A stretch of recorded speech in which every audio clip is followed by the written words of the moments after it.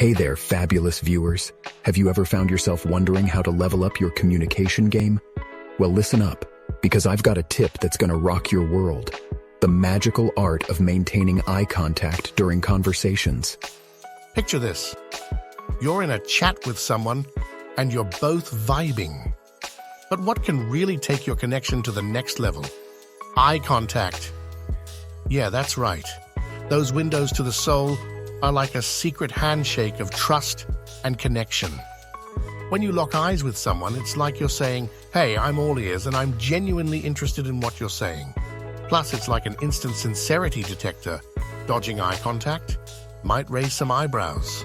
So, what's the plan, you ask? Easy peasy. Next time you're in a convo, channel your inner eye contact Jedi. Tune in, lock eyes, and show the other person that they're not just talking to any old space alien. They're talking to a space alien who cares.